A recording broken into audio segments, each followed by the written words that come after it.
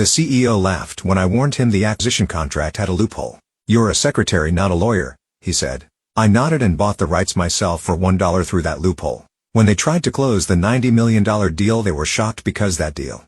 I still remember the exact moment like a freeze frame in my mind. I was standing at the end of the long mahogany conference table, carefully placing a fresh set of acquisition documents into leather binders. The room smelled of polished wood, expensive cologne, and power. The CEO, Nathan Carlisle, the man who ran our multinational firm like his personal empire, leaned back in his chair, flashing that signature smug grin. "Mandy," he said, like my name was a punchline, "you're a secretary, not a lawyer. Maybe stick to stapling things, huh?" A few of the executives chuckled. I felt the heat crawl up my neck, but I said nothing. I simply nodded and set the binder down in front of him. I had been at Carlisle Holdings for 8 years. I started as an admin assistant, but over time I became something else entirely, the unofficial fixer. The quiet one in the room who remembered every clause, every date, every clause buried on page 47 of a 500-page contract. But none of that mattered to Nathan. In his eyes I was furniture.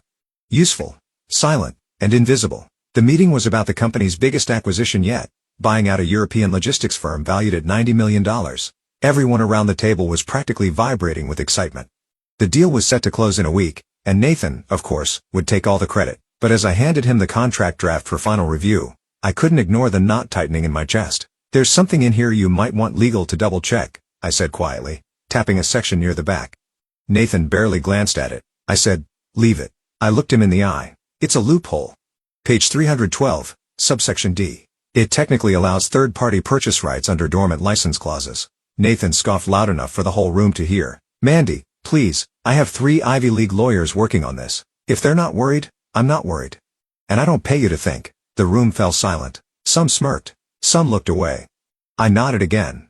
"Understood, sir." But inside, something shifted. For years I had accepted the condescending comments, the subtle digs, the glass ceiling pressed firmly against my head.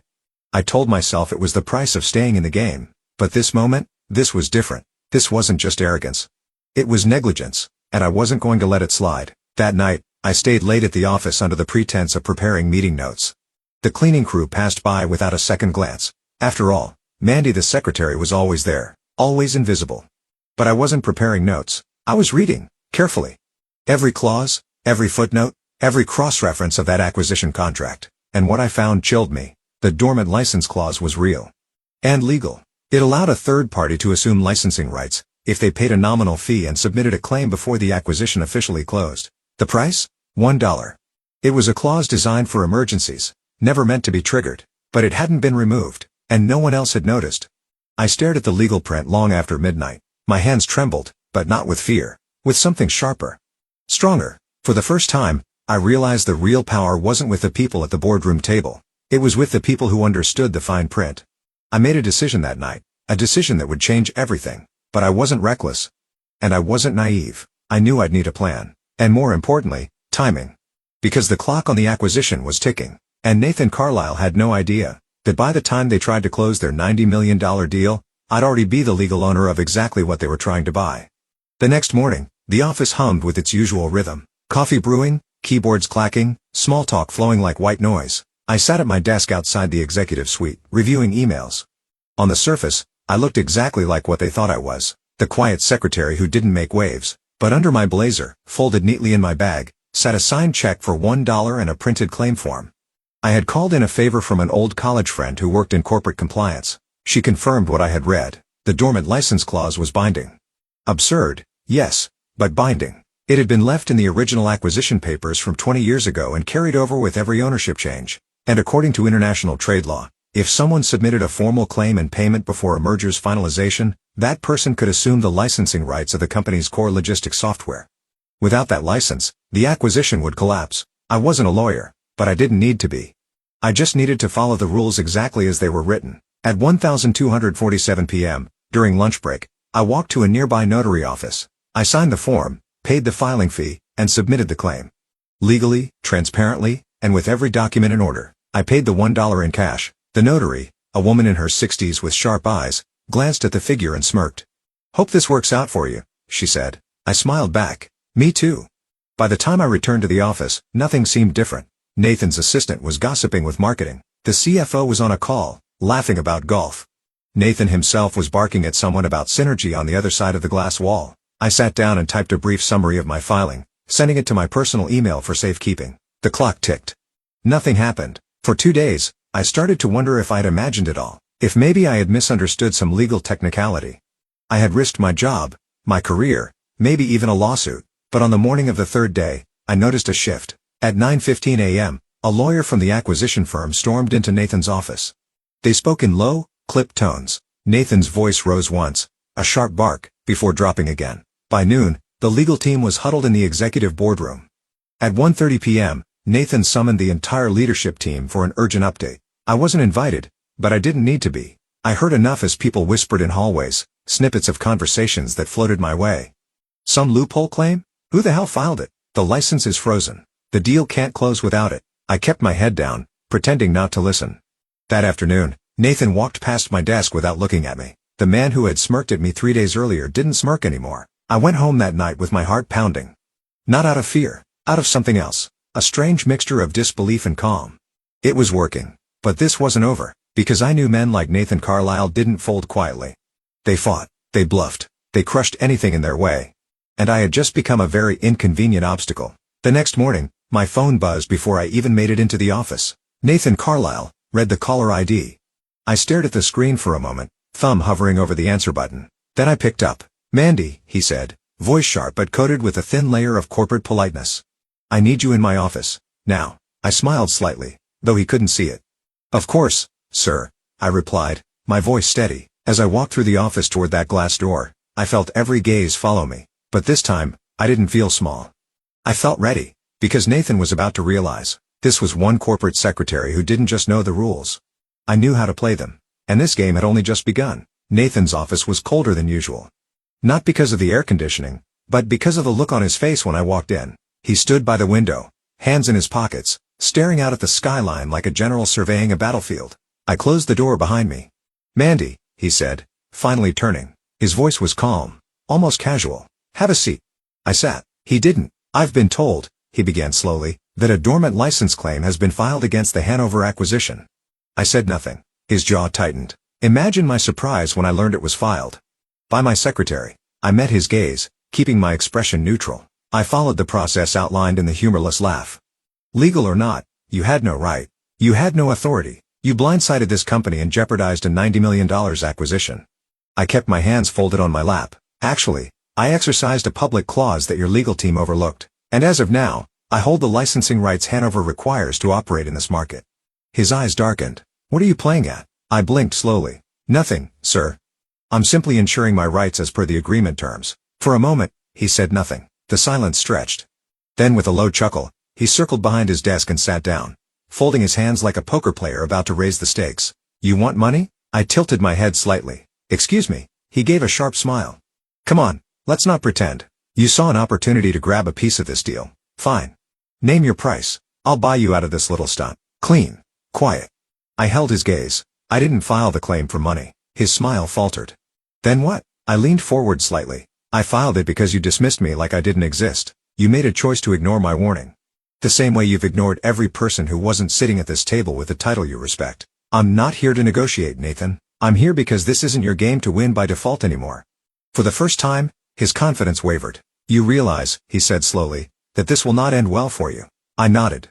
"I realize it won't end well for you either." We stared at each other in a silent standoff, the air between us razor sharp. Finally, he leaned back in his chair. "You'll regret this, Mandy." I gave him a small, polite smile. "I'll take my chances." I stood and walked to the door. His voice stopped me just as I reached for the handle. "You think you're smarter than me?" I turned, met his gaze head on. "No, Nathan, I think I read the fine print." And then I left. The hours after our confrontation felt surreal. I returned to my desk, heart pounding, acting as if nothing had happened. The office was a sea of hushed voices and darting glances. Word travels fast in corporate halls, especially when a secretary walks into the CEO's office and comes out alive. By late afternoon, the company's legal team was scrambling. I overheard 2 junior associates whispering in the break room. "They can't close the deal without the license." "Who even filed it?" "I heard, Mandy." I kept walking, but I wasn't naive. I knew Nathan wouldn't let this go quietly. The first blow landed before I even left the building. At 5:03 p.m., an email popped up in my inbox from HR. Subject, formal inquiry into conduct. Immediate response required. I opened it, my pulse steady. They were investigating me for unauthorized interference with corporate contractual agreements. I almost laughed. Almost, because I had seen this tactic before. A classic move in corporate chess: smear the opponent, discredit them, make them look like a rogue actor before they could build a defense. But I was ready. I forwarded the email to my attorney. Yes, I had hired one, 2 days ago. I wasn't walking into this unarmed. Nathan thought this was still his game. He hadn't realized yet. I'd already flipped the board. The HR inquiry wasn't a surprise. But what came next was... The next morning, I arrived at the office early, wanting to stay ahead of whatever Nathan had planned. The first thing I noticed was my computer. Locked.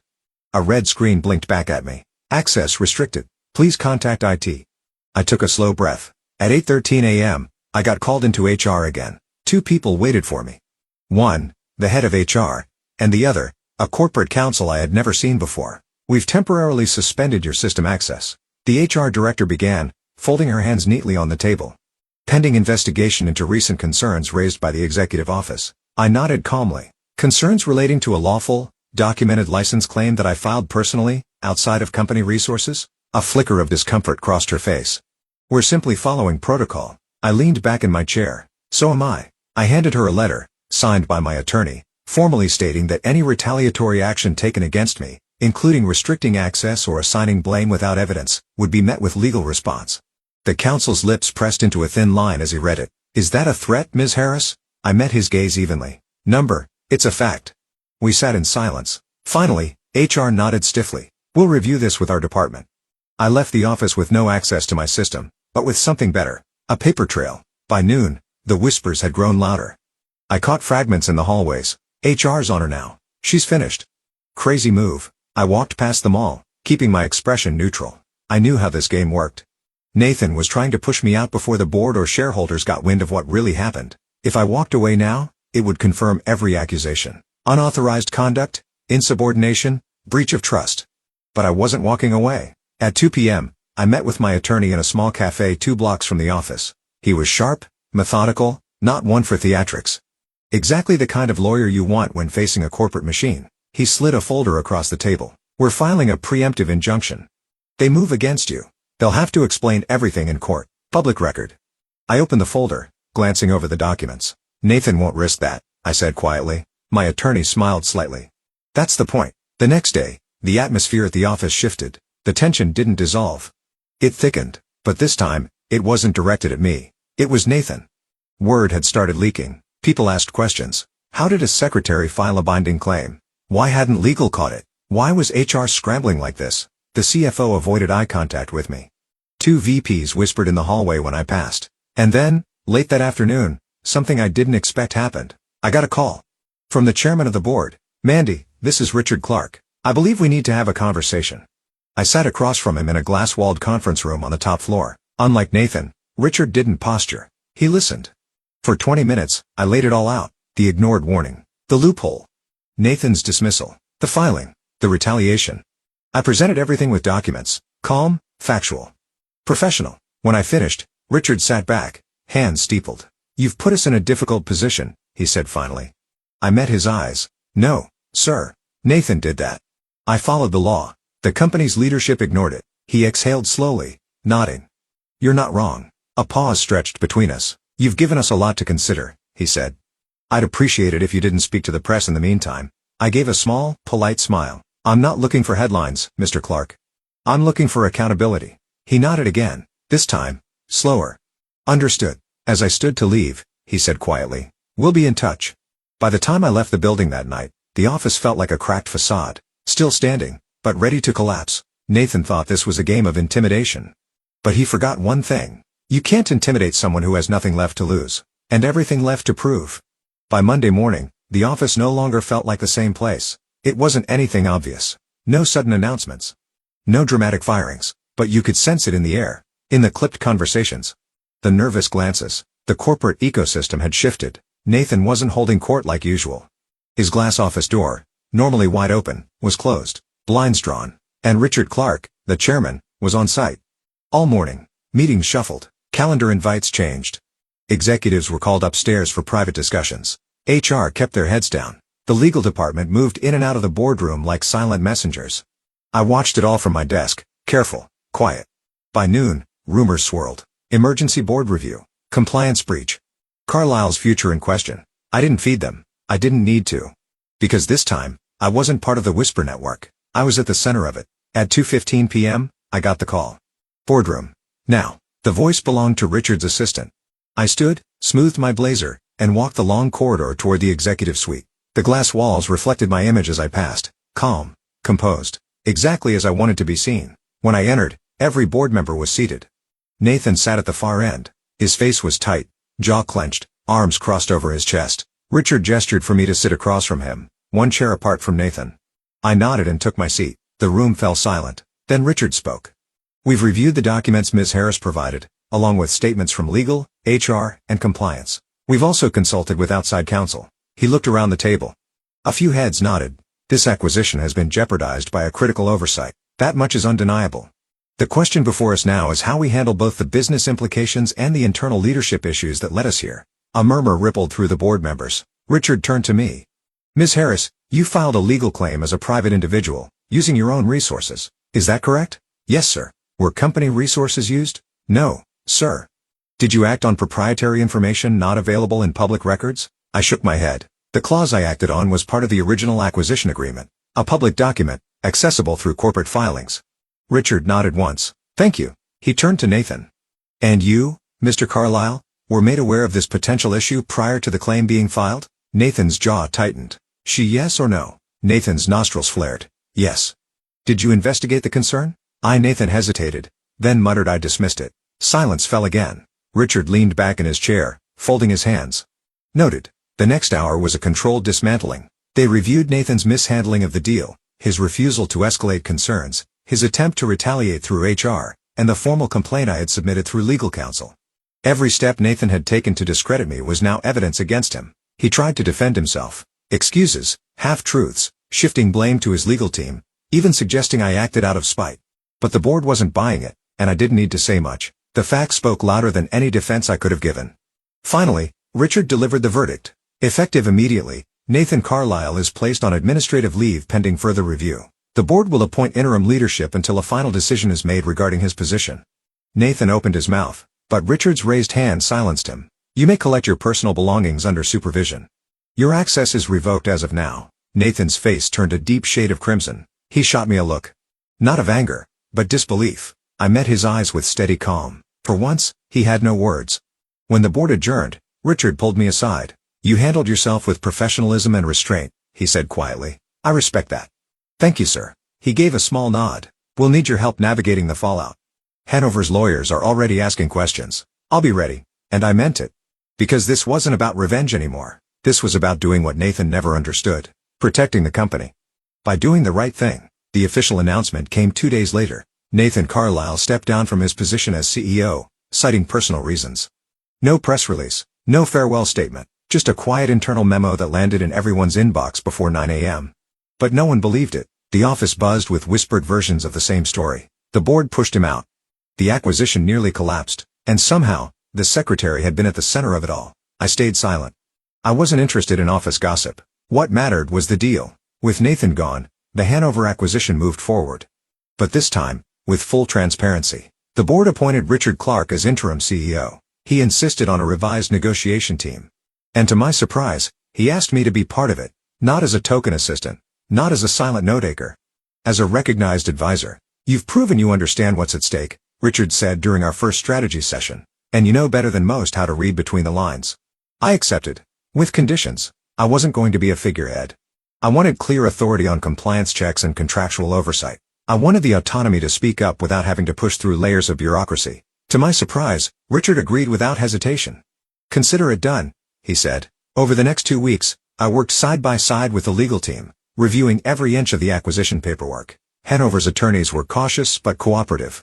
Especially after learning what had almost derailed the deal. When we finally closed the acquisition, it was airtight. No loopholes. No oversights. No ego-driven mistakes. The deal made headlines in industry circles.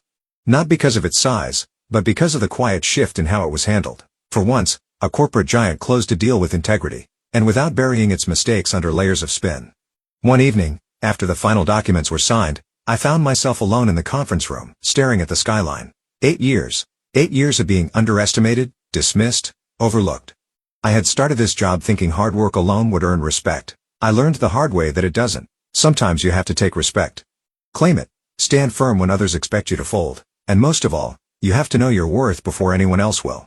Richard joined me a few minutes later, holding 2 cups of coffee. He offered me one. You know, he said, settling into a chair across from me. The board's been talking. I raised an eyebrow. That sounds ominous. He smiled faintly. We want you to stay on, not just for compliance work. We're creating a new role, Director of Risk and Contract Strategy. Reports directly to the executive board. I blinked. That's a real position? He chuckled. It is now. I exhaled slowly. Why me? His smile faded into something sincere. Because you didn't just protect this company from a financial disaster. You protected it from itself. And you did it without seeking credit, revenge, or personal gain. I studied him for a moment. Thank you, I said quietly. He nodded. You earned it. The next morning, I moved into my new office. A modest space, no corner windows, no grand title on the door, and I was fine with that, because this wasn't about a nameplate. It was about having a voice, and making sure no one else in this company ever had to fight alone just to be heard. As for Nathan, the last I heard, he took a consulting gig on the West Coast. A smaller firm, fewer headlines. Maybe he'd learned something. Or maybe he hadn't. That wasn't my concern anymore. Some battles you fight for survival. Some for principle. And some, you fight because walking away means accepting the way things are, when you know they should be better. I didn't set out to win a war. I just refused to lose quietly. And in the end, that made all the difference.